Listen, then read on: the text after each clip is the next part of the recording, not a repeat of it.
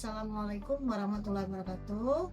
Perkenalkan, nama saya Widya Timur, sarjana hukum Master Hukum, dosen tetap pada Fakultas Hukum Universitas Tri Hasan Kota Bengkulu.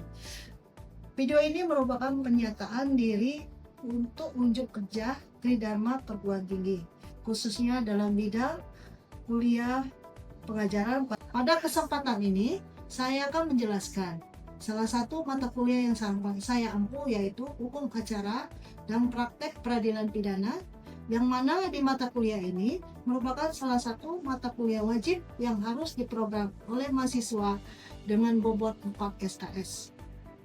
Pada kuliah ini, mahasiswa akan mempelajari beberapa materi, diantaranya memberikan pemahaman mendalam tentang prosedur hukum dalam penanganan perkara pidana, dari tahap penyelidikan hingga pelaksanaan putusan pengadilan. Mahasiswa diharapkan memahami asas-asas, lembaga, dan mekanisme dalam sistem peradilan pidana. Setelah kompetensi memahami tahapan proses peradilan pidana, penyidikan, penuntutan umum, pemeriksaan ini di pengadilan, upaya hukum, eksekusi, menganalisis prinsip-prinsip dasar dalam KUHP atau Kitab Undang-Undang Hukum Acara Pidana, mengidentifikasi hak-hak tersangka atau terdakwa, dan kewenangan aparat penegak hukum mampu menyusun analisis kasus atau simulasi peradilan pidana. Referensi yang saya gunakan dalam hal ini adalah KUHP, Undang-Undang Kehakiman, Undang-Undang tentang Mahkamah Agung, Undang-Undang Pokok Kepolisian, Undang-Undang Pokok Kejaksaan, pelaksanaan KUHP, dan berbagai undang-undang dan buku lainnya. Perkuliahan ini disajikan dalam bentuk metode pembelajaran, biasanya meliputi ceramah interaktif untuk teori dasar dan konsep hukum acara pidana, kasus atau putusan pengadilan pidana, diskusi kelas, role play atau simulasi sidang pidana, tugas individu atau kelompok untuk menganalisa tahapan proses pidana, praktikum atau kunjungan ke lembaga peradilan atau eksesional tergantung kampus. Saya menyusun RPS ini dan bahannya seperti slide PowerPoint untuk memudahkan dalam proses pembelajaran serta menyiapkan media ajar sesuai dengan kebutuhan materi, seperti misalnya dalam pertemuan ketiga ini saya akan menyampaikan penyelidikan dan penyidikan. Definisi penyelidikan dan penyidikan: pihak yang berwenang melakukan penyidikan dan penyidikan, wewenang penyelidik dan penyidik, prosedural penyelidikan dan penyidik, atau sumber tindakan, laporan pengaduan, tertangkap tangan, laporan dari masyarakat, dan diketahui sendiri oleh penegak hukum. Sistem penilaian saya gunakan ada 4 aspek, yaitu partisipasi sebesar 20% yang diuraikan menjadi kehadiran mahasiswa, ketepatan waktuan mahasiswa dalam memasuki kelas, keaktifan mahasiswa dalam proses pembelajaran, kemudian tugas sebesar 30% yang diuraikan menjadi ketepatan jawaban tugas serta ketepatan siswa dalam mengumpulkan tugas. Selanjutnya UTS sebesar 20% dan UAS sebesar 20%. Dan UAS sebesar 30%. Berikut adalah video pembelajaran dalam mata kuliah Hukum Acara dan Praktek Peradilan Pidana untuk pertemuan ketiga dengan pokok bahasa ketepatan menjelaskan hakikat para pihak dalam hukum acara pidana dan ketepatan dalam menjelaskan perkembangan para pihak dalam hukum acara pidana. Selamat menyaksikan. Assalamualaikum warahmatullahi wabarakatuh. Waalaikumsalam warahmatullahi wabarakatuh. Baik. Sehat ya? Hari ini semuanya hadir semua? Hadir.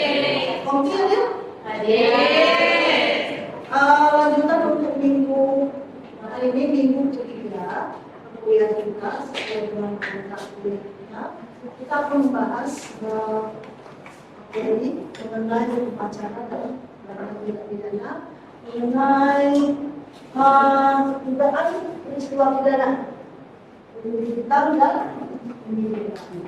Memang kadang-kala masyarakat awam, terutama orang-orang yang belum tahu antara perbedaan penyidikan dan penyidikan itu hanya perumahan, ya. Ya karena ada kata dikti, padahal hal sesuatu itu berbeda antara penyidikan dan penyidikan. Ya. Ada yang tahu nggak siapa yang melakukan penyidikan dan penyidikan? Siapa? Yang melakukan? Polisi. Ada lalu lintasnya? Ada. Polisi ya, itu melakukan penyelidikan dan penyidikan. Dimulainya dari mana? Nah, polisi melakukan kewenangannya, melakukan penyelidikan dan penyidikan itu dimulainya ketika adanya dugaan suatu tindak pidana, baik adanya delik aduan ataupun peristiwa langsung, ya. Nah, makanya melalui penyelidikan pidana. Penyelidikan itu gunanya apa? Kalau di slide itu apa tuh? Coba baca. Tidak dilakukan atau suatu peristiwa itu merupakan tindak pidana yang itu awalnya, ya. Ketika kewenangan polisi melakukan penyelidikan itu, apakah ya suatu tindak pidana juga, suatu peristiwa pidana itu masuk ranah pidana atau bukan, ya. Tadi dilakukan penyelidikan oleh pihak yang berwajib atau penegak hukum, ya, terutama polisi. Nah, ketika disangkanya itu udah adanya dugaan peristiwa pidana melalui pengumpulan target atau apa peristiwa mungkin langsung di lapangan, maka pihak penegak hukum terutama polisi melakukan penyidikan. Diawali dengan berapa alat bukti kalau lanjut ke penyidikan? Ada yang masih ingat? Alat bukti apa untuk memang? Itu minimal ya 2 alat bukti. Satunya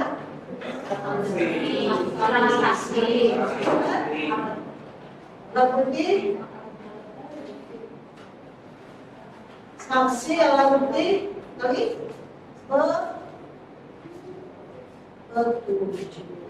minimal ya, minimal 2 alat bukti. Ketika dugaan peristiwa pidana itu juga telah memiliki alat bukti, maka lanjut lagi ke penyidikan. Ya, penyidikan itu apa tadi? Coba bisa baca. serangkaian tindakan untuk menemukan tersangkanya. Setelah dugaan suatu tindak pidana itu telah memenuhi alat bukti, kemudian lanjut ke penyidikan, maka penentuan tersangka. Ya, itu dilakukan penyidikan dengan bukti, misalnya saksi itu di BAP ya. Apa BAP? Kajiannya? Berita acara. Saksi itu bisa satu nggak? Bisa nggak satu? Minimal 2 saksi ya. Untuk tindak pidana yang dilakukan itu minimal 2 saksi. Nah, makanya ditersangkakan siapa tersangkanya. Ketika tersangkanya sudah dilakukan penetapan tersangka, maka penyidik atau pihak kepolisian mempunyai kewenangan untuk melakukan penangkapan dulu atau penahanan. Kalau penangkapan itu seperti tindak pidana, kalau kalian pernah melihat mungkin ya, banyak yang terjadi di sekitar kita, orang-orang yang melakukan penangkapan. Ada pernah lihat? Ada pernah lihat orang ditangkap telah melakukan tindak pidana? Bisa di lingkungan kalian, misalnya kok tertangkap enggak? Coba sudah lakukan penangkapan itu? Ya, masih. Nah, pembunuhan itu Mengapa dia ditangkap? Dugaan di awal itu ketika orang tersebut telah disangkakan melakukan tindak pidana, tapi melakukan tindak pidana itu orangnya bukan di suatu tempat tangkap tangan. Misalnya dia ada di rumahnya atau melarikan diri, nah itu gunanya penangkapan. Tapi kalau tertangkap tangan, misalnya copet atau ini biasanya menghindari pengeroyokan ya, misalnya itu tangkap tangan, tidak usah lagi melalui penangkapan. Itu namanya penangkap tangan, langsung diambil, ditangkap, langsung dibawa ke polisian. Nah itu penangkapan. Arti dari penangkapan tersebut adalah nah itu adanya di pasal 1 angka 20 KUHP. Ada yang berhak di sini? Coba kalau selintas apa arti dari penangkapan? Oh, ini coba KUHP. Pasal 1 angka 20 KUHP. Penangkapan adalah suatu tindakan penyidik berupa pengekangan sementara waktu kebebasan tersangka atau terdakwa apabila terdapat bukti-bukti guna kepentingan penyidikan atau penuntutan dan atau peradilan dalam hal serta menurut cara yang diatur dalam undang-undang ini. Itu hal yang tangkap-tangkap, jadi tunggu ya bahwa seorang itu telah melakukan penangkapan. Nah, tidak semua tindak pidana itu dilakukan secara penangkapan ya. Ada hal-hal delik pidana, peristiwa pidana itu yang hanya memanggil orang tersebut. Misalnya delik-delik aduan, ya, seperti kalian melakukan misalnya orang tersebut melakukan penipuan terhadap kita, ya, itu kan membutuhkan bukti kan, ya, membutuhkan bukti, memberikan alat bukti, kemudian siapakah yang melakukan penangkapan itu biasanya tidak bisa ditangkap ketika telah memenuhi alat bukti bahwa orang tersebut melakukan tindak pidana, itu biasanya dipanggil dulu, ya, itu melalui pemanggilan. Itu namanya kalau dalam hukum acara itu delik aduan, dilakukan pengaduan dulu. Itu tidak ditangkap, karena belum tahu apakah mereka melakukan tindak pidana atau bukan, tidak, ya. Kemudian setelah ditangkap itu kewenangan dari penyidik. Kemudian siapa yang berwenang tadi melakukan penangkapan? Biasanya kalau polisi itu ada sebagian ya, penyidik tidak bisa melakukan penangkapan. Biasanya melakukan penangkapan itu user yang nyaman-nyaman. Kalau yang nyaman-nyaman itu apa namanya?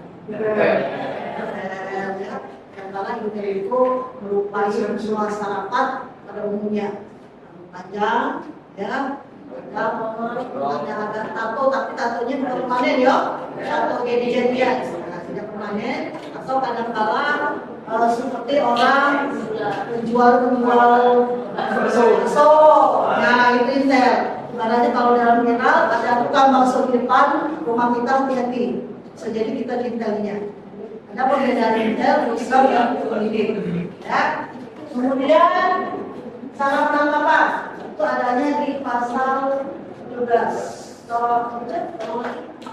Perintah penangkapan dilakukan terhadap seorang yang diduga keras melakukan tindak pidana berdasarkan bukti permulaan yang cukup. Bukti awal permulaan yang cukup itu awalnya mengapa melakukan penangkapan. Diawali dengan bukti permulaan yang cukup. Kalau tidak ada bukti permulaan cukup, tidak bisa dilakukan penangkapan. Itu telah melanggar hak asasi manusia dan ada akibatnya perbuatan lain lagi kalau kita tidak terbukti melakukan tindak pidana. Itu lanjut nanti di sesi perkuliahan selanjutnya, ya. Kemudian penangkapan mungkin kalau di hak, ya, adanya di pasal 19. Itu kalau dari penyidik, ya, yang kepolisian namanya masa penangkapan bisa dikerasi lagi, bisa aja yang bawa pulang. Penangkapan sebagaimana dimaksud dalam pasal 17 dapat dilakukan untuk paling lama 1 hari terhadap tersangka pelaku pelanggaran. Tidak diadakan penangkapan kecuali dalam hal ia telah dipanggil secara sah 2 kali berturut-turut tidak memenuhi panggilan itu tanpa alasan nyata. Itu kalau perbedaannya ya, kalau ibarat apa bahasa dari polisi itu diamankan ya 1 kali 24 jam itu diamankan dahulu. Ketika sudah ditangkap kemudian aktivitas ya, kemudian menerangkan tindak pidana apa seseorang itu dilakukan, baru 1 kali 24 jam keluarlah surat. Nah, biasanya, tapi kalaupun 1 kali 24 jam, seseorang tersebut misalnya ada tidak melakukan atau salah tangkap, ada kan? Pernah dengar kan? Kalau orang itu tidak melakukan, ternyata orang itu ditangkap. Mungkin kembarannya, ya kan? Bisa jadi ada pernah kan? Mungkin ada orang yang mirip-mirip, mungkin ada pada waktu itu orang tersebut berada dengan dia, tapi bukan dia yang melakukan. Jadi kadang-kala digunakan 1 kali 24 jam. Itu untuk pidana umum ya. Tapi kalau untuk narkotika, ya pidana khusus itu lain lagi, beda dengan pengamanannya. Lama penangkapan itu 2 kali 24 jam. 2 hari. Ya, perbedaannya ya. Kalian mengetahui kalau pidana umum itu 1 kali 24 jam. Lanjut lagi kalau untuk narkotika itu 2 kali 24 jam. Ya.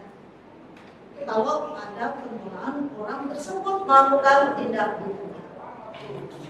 Lalu caranya itu biasanya kalau kalian penangkapan pernah melihat atau pernah melihat film-film itu datang ke suatu tempat biasanya melakukan dulu ke siapa yang mengalami nilai RT, ya, RT atau tokoh masyarakat itu dibawa langsung dulu Pak, kami dia namanya orang bertamu kan? Orang bertamu soal itu dulu di wilayah di mana dia ketangkap. Nah, ketika itu RT itu dibawa oleh diterangkan oleh pihak polisi bahwa Pak, saya mau melakukan penangkapan terhadap rumah itu. Orang tersebut telah melakukan tindak pidana, misalnya apa yang kalian mau? Tindak pidana apa? Banyak itu semuanya. Jangan yang pelecehan ya. Pembunuhan. Ya, orang tersebut mungkin telah melakukan tindak pidana berdasarkan pola TKP bahwa dia. Kemudian RT dengan pihak yang berada di situ datang ke wilayah tersebut. Kalau kalau kalian pernah lihat filmnya orang apa dan ekstrim ya, sekelilingnya itu kan 1, 2, 3 dikelilingi oleh polisi, ya, kamar, bongkar, karena kalau kalian pernah lihat persidangan ya, praktek persidangan perkara pidana itu biasanya yang jadi saksi itu seringnya para saksi penangkapan. Ya, tidak pernah orang yang misalnya yang beli narkotika dan itu besar semua jadi saksi. Kadang 3, 2 itu orangnya namanya besar kan tidak melihat bahwa itu besar. Dalam adanya gemuk, kadang-kadang orangnya beda dari itu. Nah itu yang sering jadi saksi itu saksi penangkapan. Nah keliling dari ekstrim itulah kadang-kadang kalau kalian sendiri melihat atau pernah melihat itulah seperti itu. Tapi wilayah orang itu kami dan memperlihatkan identitas ya bahwa dia polisi, takutnya apa orang lain yang bisa jadi mendalami kita kalau dia tidak memperlihatkan identitas bahwa saya polisi. Takutnya ada yang namanya kita hidup bermasyarakat orang menjamu kita mengaku polisi. Ya kan, mungkin tak bawa kita. Tahu kan namanya peristiwa kan, macam-macam. Nah, itu identitas itu wajib. Kemudian bawa surat tugas. Kemudian memperlihatkan bahwa surat perintah bahwa dia disuruh melakukan penangkapan ditandatangani oleh atasannya. Atasan mana? Misalnya Polda itu tidak sebelumnya atau polsek itu meski polseknya atau apa itu. Atasan dari penangkapan. Kalau hal tersebut tidak ada, jangan mau kalian. Ya, wajib kalian tahu. Jangan mau juga kita mengikuti orang tersebut.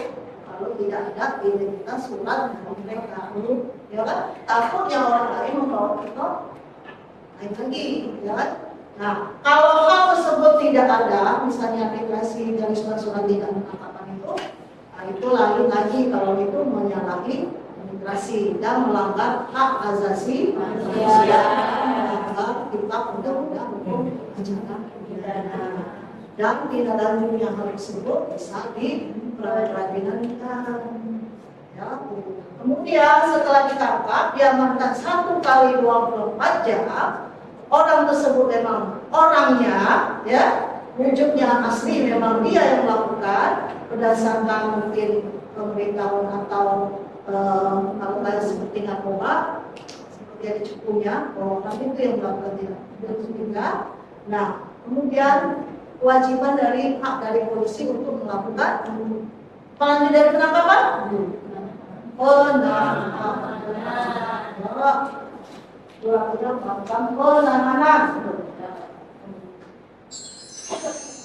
Nah, dari penangkap 1 kali bekerja bisa keluar, kalau penahanan tidak bisa lagi bebas untuk keluar. Ya, langsung ditahan itu ada masa atau ada waktunya kalau kita untuk melakukan penahanan. Kita berbicara dulu di kepolisian. Berapa penahanannya? Di awal 2 hari, diperpanjang lagi kalau belum selesai apapun penyidikannya, mungkin diperpanjang lagi menjadi 40 hari. Waktunya berapa? 60.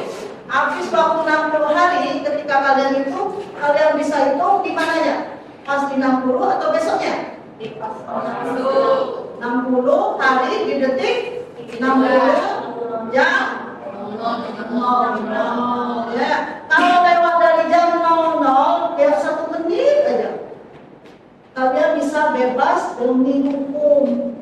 Udah bisa dibebaskan, minta dibebaskan. Makanya 60 take terakhir itu di jam 00. Tidak bisa menunda lagi menjadi besok aja lah, ya kan? Atau nantilah 1 jam lagi, tidak bisa. Makanya 60 hari di detik 00. Antisipasi tersebut biasanya sudah dilakukan oleh penyidik. Dia sudah melakukan administrasi lain. Misalnya kalau udah 60, hal itu sudah dilimpahnya ke jaksa. Seperti yang terjadi lah kalau gampang bebas menuntut, kecuali kalau polisinya tidur semua, ya kan? Itu baru hal yang aneh kok tidak memperhatikan masa penahanan, padahal itu melanggar HAM juga. Kalau kita melakukan penahanan lewat dari 60 hari. Penahanan itu pihak penyidik, penegak hukum itu ada, kepolisian ada, jaksa penuntut juga ada, pengadilan itu juga ada. Kemudian siapa yang melakukan penahanan, yang melakukan penahanan? Sama.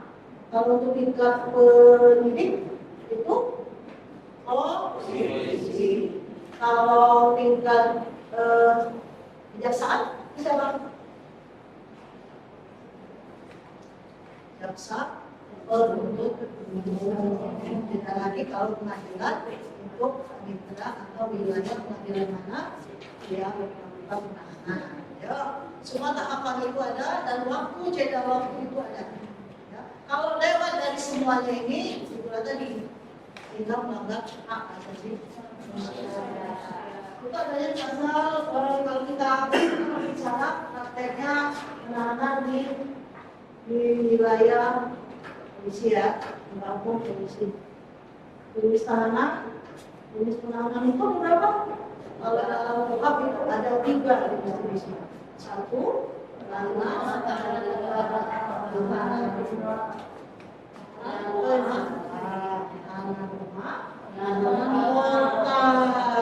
Itu kewenangan polisi itu menetapkan hukuman ya, apa dilakukan oleh tersebut.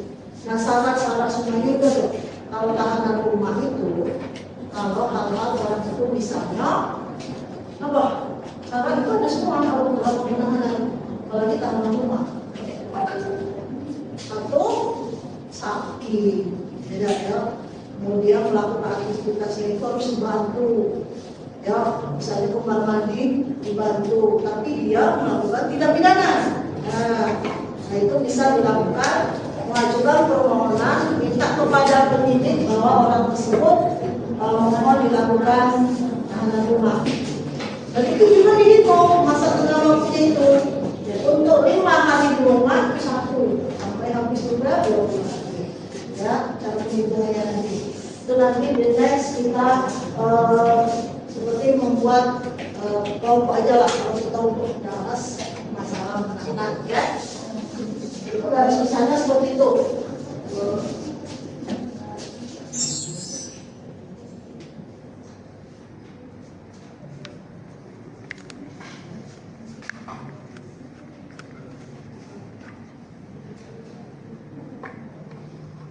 Tadi sekilas Bu lihat ya masa-masa. Kalau untuk pengetahuan pendidikan itu 20 hari diperpanjang 40 hari. Kemudian dalam penuntutan oleh jaksa penuntut umum berapa hari? 20 hari diperpanjang 30 hari. Kemudian dalam tingkat pengadilan 30 hari diperpanjang lagi 60 hari untuk masa-masa penahanan bagi masing-masing penegak hukum ya.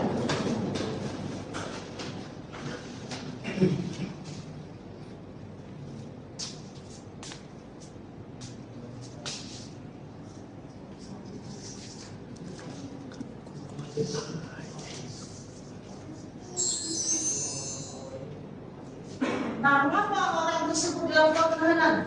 Itu satu subjektifnya. Ketakutannya orang tersebut melarikan diri. Kalau dalam penahanan itu kebebasannya terbatas kan? Ya, dimasukkan di suatu rel seperti besi, kawat, makannya diatur kan, siang malam, pagi itu kan biasanya 3 kali sehari itu teratur. Tapi mau nggak kalian? Jangan mencoba ya. Jangan sampai seenak-enaknya di dalam penjara lebih enak 1 menit di luar daripada 1 tahun di dalam penjara. Seenaknya kalian. Saya dilayani tempatnya tempat elit, tempatnya tempat tidur atau itu masih tidak enak. Ya. Tapi kalau berulang lagi misalnya residivis pencurian itu berulang lagi itu lain masalah. Mungkin dia daripada di luar susah cari makan. Itu pernah ibu tanya, pernah sekali ibu tanya anak-anak yang berulang melakukan satu tindak pidana seperti dia pencurian. Kita tanya kenapa lagi kau ini masuk lagi penjara daripada di luar Bu? Dari makan susah, lemak enakan di penjara makan gratis, teratur 3 kali sehari.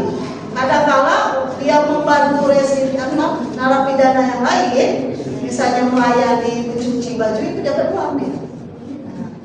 Kemudian dia membersihkan, melayani tempat orang tersebut dia juga dapat uang. Makanya berulang itu ketika ditanya pasti jawabnya itu. Di luar susah cari duit Pak, Bu.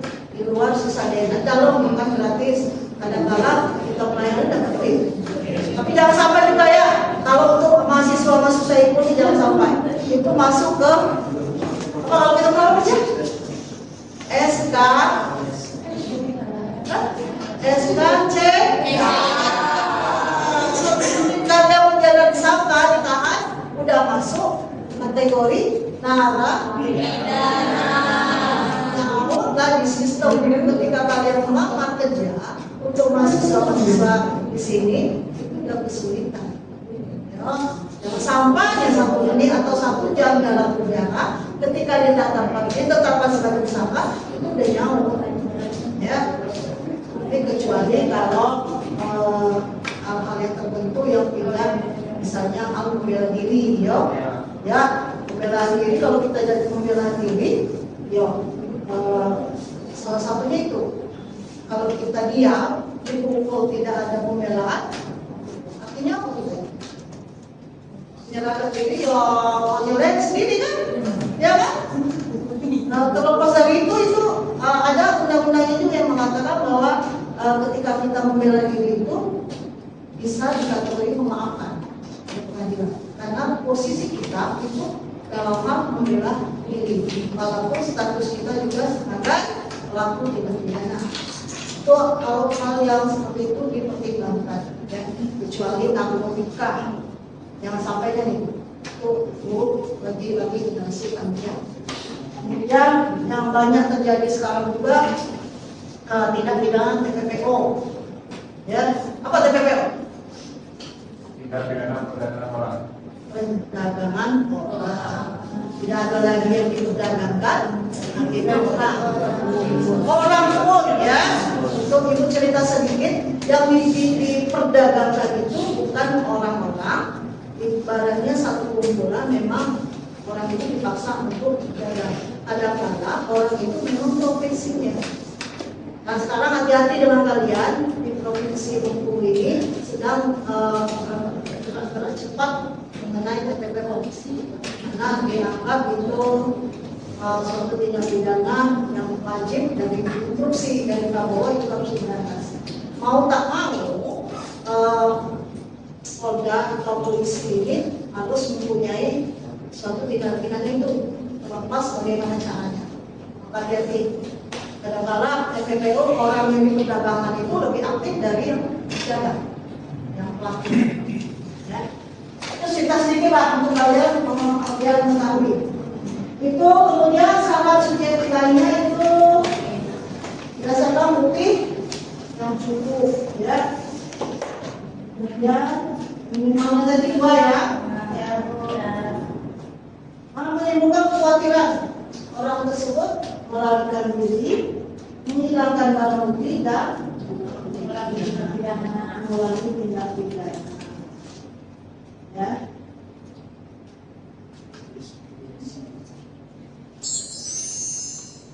Syarat objektifnya, ini syarat subjektif ya. Kemudian syarat objektifnya, tindak pidana tersebut diancam dengan ancaman.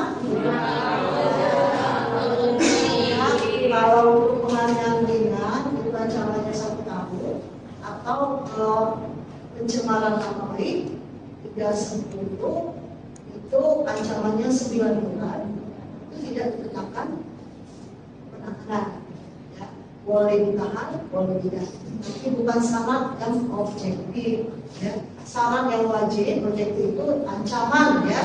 Itu adanya di kitab undang-undang hukum pidana, misalnya ancaman dari pencurian itu di 5 tahun, kemudian salah satunya harus ditahan, ya. Kemudian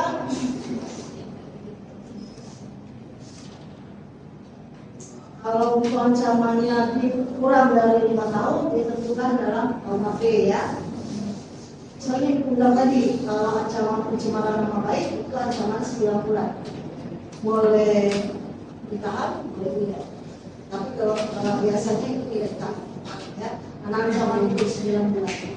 Kalau pencemaran nama baik melalui IP itu biasanya tahan, beda lagi, ya. Apalagi kalau pencemaran nama baik, kalau pencemaran nama baik mengatakan orang itu ganteng, pencemaran nama baik apa? Kalau ini gantengnya dimakan yuk, bahwa si batu ini ganteng. Nah, pencemaran nama baik itu? Kesenangan. Masuk ke berapa yang namanya pencemaran nama baik?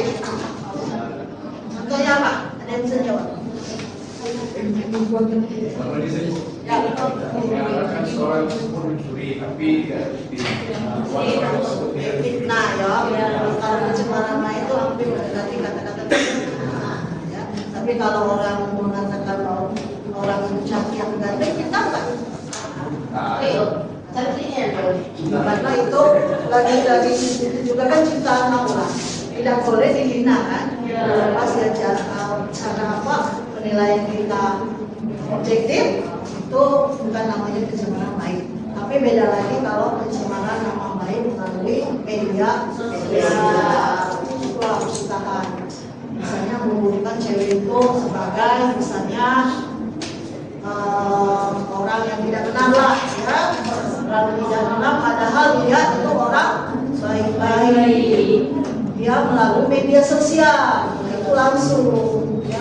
Makanya hati-hati yo, apalagi curhat-curhat melalui media sosial, menyangkut ngetek orang misalnya si Elisa, nah itu bisa ya, hati-hatilah dengan media sosial sekarang, apalagi yang namanya viral-viral itu bisa menuju ke arah tindak pidana. Kemudian tadi salah satunya pelanggaran yang berpotensi biaya cukai, dan kemudian pasal 1 dan 4 undang-undang beberapa jenis omongan kita tindak pidana narkotika, apalagi generasi muda sekarang ya, jangan sampai kalian menyentuh yang namanya barang-barang narkotika itu ya. Kalau pusing, kalau ada masalah, larinya kemana? Tidur, tapi tidur kadang-kadang tidak ya. Gimana permasalahan kalian kalau tidak pusing? Kita menghindar dari melakukan tindak pidana, misalnya narkotika. Kalau dia kalah atau kasar pada hari itu? Ini bukan ada duit. Jadi kalau ada lah, kalau ada lah, pusing lagi. Apa? Untuk kalian ya, kadang-kadang orang narkotika itu ya, itu menemukan orang-orang yang bersentuhan dengan narkotika itu ada lebih dahulu adalah masalah dalam ya lingkungan pergaulan, kemudian masalah pribadi yang tidak bisa dibacakan, misalnya putus cinta, tahu lagi kemana akhirnya ke narkotika. Tapi awal itu dari lingkungan dan pergaulan kita. Ya. Hati-hati dengan lingkungan pergaulan kita. Pada waktu orang tersebut telah satu kali melakukan tindak pidana, yaitu narkotika, itu sebenarnya kita dikunjungi oleh cepu. Jadi ya, tahu itu? Tahu. Enggak usah dibahas lagi kalau ya. Di sekeliling kalian itulah cepu. Padahal kadang-kadang cepu itu dikenal oleh kalian. Teman akrab, besti kata orang, semangat minum, tapi kalau itu tidak bawa itu. Ya, makanya hindari berkumpul, tanamkan hal-hal yang ketidakpercayaan dengan orang lain. Dan kalau percayalah sama orang tua, ya, dan saudara kita. Dan kemudian tadi ya, salah, etik dan kebenaran. Sampai di situ dulu. Ada pertanyaan? Yuk, pertanyaan nggak masalah. Ada pertanyaan?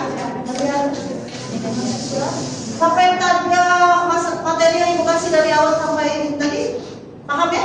Paham. Ada yang bertanya tuh? Yang lain boleh konteksnya tapi menyangkut pengacara kita. Ya. Mengenai yang penahanan tadi untuk hukum pidana umum itu kan Bu 20 sampai 40 hari diperpanjangkan. Sedangkan yang tindak pidana narkotika itu dari dua kali. Salah Bu. Yang penahanan 1 hari tadi Bu, itu kan untuk hukum pidana yang umum. Terus yang narkotika tadi 2 kali 24 jam. Itu kenapa ada perbedaan untuk penahanannya? Oh iya. Terima kasih untuk Richard dan pertanyaannya. Ada lagi belum bisa dijawab? Bagus pertanyaan Richard, mengapa ada perbedaan biasanya teknis atau kebijakan dari penyidik itu kalau untuk narkotika itu 2 kali 24 jam, ketika pidana umum itu 1 kali 24 jam. Karena tindak pidana umum berawal dari sama dengan bukti, kemudian tertangkap tangan, tapi prosesnya itu kalau undang-undang hukum pidana mengatur tersebut, ketika seseorang itu sudah diambil sebagai pelaku ditangkap, itu cukup merah putih cukup ditahan, diamankan 1 kali 24 jam. Berbeda dengan narkotika karena harus dites urin dahulu, ya. Kemudian pelakunya, pembelinya itu kadang-kadang harus dipertanyakan dulu apa orang ini yang menjual. Kalau untuk pasal 114 atau pasal 112 Kitab Undang-Undang Narkotika. Dan tindak pidana narkotika itu pidana khusus, ya, khusus dengan undang-undang tersendiri. Kalau pidana umum memang menggunakan KUHP karena bersifat memang beracun bukti, tidak ada penunjang dari untuk membuktikan orang tersebut melakukan tindak pidana. Kalau narkotika itu tadi rentetannya itu banyak, tes urin dahulu, kemudian dipanggil dulu, misalkan dia edar, ya, kemudian BB-nya itu misalnya sabu, itu harus diteliti dulu apakah itu memang sabu atau gula apa kata orang itu yang putih-putih juga, gula merah beda lah, kalau gula merah beda gula ini apa kata gula batu, gula batu ditumpuk-tumpuk kecil. Nah itu pembuktian apa memang sabu, kemudian ditimbang dahulu urutannya berapa. Dan pengamanan itu lebih panjang dari pidana. Ya. Ada lagi pertanyaan? Boleh sebelah sini, di sebelah sini. Oke. Kalau misal kayak gini Bu, ada kejadian salah tangkap kan, apakah itu pasal salah, ternyata bukan kita, apakah nanti kita tuh diganti rugi sama negara? Nah, bagus itu pertanyaan. Itu sebenarnya mengisi materi kita yang nanti ya. Tapi tidak masalah kalau ada pertanyaan tersebut. Ketika orang tersebut salah tangkap, ternyata orang itu bukan orangnya, setelah selidiki mana itu ciri-ciri orang itu, kemudian saksi mengatakan pada hari itu, misalnya siapa nama?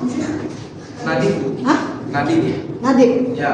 Nadib itu pada hari itu terjadinya misalnya pembunuhan. Nadib lagi di rumah orang lain, lagi main game misalnya. Tapi kebetulan kawannya itu ya niaya. Padahal Nadib itu lagi di tempat orang lain, dan orang itu bisa membuktikan bahwa Nadib pada hari itu, jam itu, kondisi saat itu ada di rumah saya. Berarti salah tangkap kan? Kadang kalau kemiripan itu ada, dan hal yang bisa dilakukan oleh kalian itu bisa meminta ganti rugi, rehabilitasi nama baik. Caranya gimana itu? Dengan melakukan pra peradilan. Ya, datang melakukan tuntutan ganti rugi, mengajukan permohonan ke pengadilan negeri dengan konteks permohonan pra peradilan dengan objek salah tangkap. Itu bisa meminta ganti rugi, nama baik, dan apa? Tuntutan lain? Dana, ya, atau anggaran atau uang lah kalau ininya ya. Itu bisa diminta. Karena seseorang itu ketika salah tangkap, kemudian ditetapkan sebagai tersangka, pasti ada rasa di tengah masyarakat, terlepas kita melakukan. Makanya di awal itu diduga dulu, tidak boleh. Walaupun orang tersebut melakukan tindak pidana, tidak boleh dulu menjustis orang tersebut melakukan tindak pidana. Diduga dahulu. Jangan sampai orang ini bukannya kita. Diduga dahulu. Kemudian ketika mempunyai kekuatan hukum tetap atau mutlak, baru bisa mengatakan orang itulah yang melakukan suatu tindakan. Bisa mengajukan permohonan pra peradilan ke pengadilan. Ya, konteksnya pra peradilan itu tadi mengajukan permohonan, dan sidangnya itu ada semi perdata.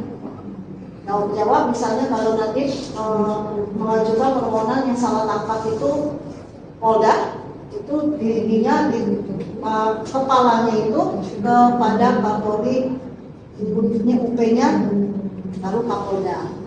Itu semuanya tuntutan itu harus kita tuntut semua. Di mana yang menangkap? Misalnya kalau Polsek harus dulu Kapolri, Polda, Polsek.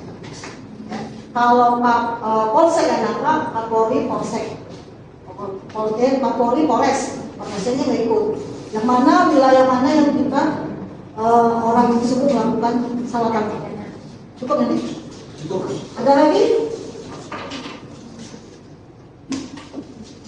Nanti next terakhir mungkin mungkin kalian akan dibagi dalam kelompok untuk melakukan seperti seni sidang lah ya, pelajaran semu. Disiplinan itu juga yang meminta kalian untuk membagi tugas yang mengenai apa saja peran dari penegak hukum. Next, lanjut kesimpulannya itu membuka pengetahuan kalian di dalam form itu ada berapa penegak hukum. Makanya kalau ketika beracara posisi tersebut berbeda. Ada berapa penegak hukum? 5. Satu. Yo, satu siapa yang baju coklat? Ini kata orang itu apa? Pacar baju kuning. Apa ini? Alode, ya. Nah itu alode. Ya. Itu siapa? Dua.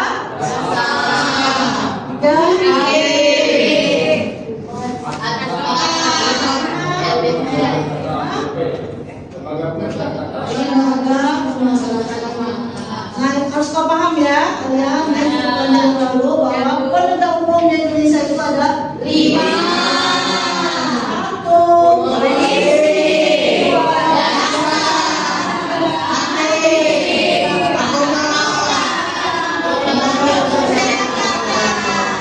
Peran mereka juga beda-beda. Akhirnya LT itu melakukan apa penyelidikan LT? Melakukan pembinaan rahimnya. Ya, itu tempatnya ini kalau di wilayah kita Provinsi Bengkulu di mana? Berdiri. Ya, lanjut lagi kalau ada pertanyaan lagi. Hah? Tidak ada? Ya, sama selanjutnya lagi kita membahas mengenai apakah boleh seorang ditahan itu mengajukan untuk tidak ditahan, ya? Dan materi-materi seperti yang ditanyakan tadi itu adalah pra peradilan. Kalau untuk yang sekarang, mungkin kalau kalian sudah tidak ada pertanyaan lagi, ya cukup ya? Paham? Jangan sampai nanti gunanya kalian paham ya? Ibu akhiri aja dulu ya acara perkuliahan pada ini. Semoga materi yang ibu berikan kalian bisa memahaminya. Amin. Terima kasih atas kehadiran kalian dan kepada Allah juga ya. Assalamualaikum warahmatullahi wabarakatuh.